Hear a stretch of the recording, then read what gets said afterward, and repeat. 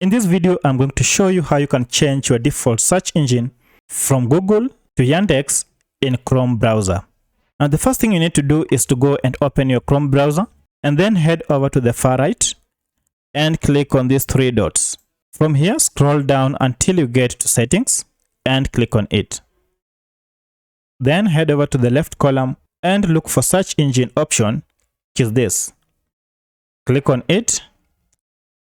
And as you can see, under search engine, Google is our default search engine. To change it, simply click on change and then look for your preferred search engine. For our case, we want to choose Yandex. Select it and then click on set as default.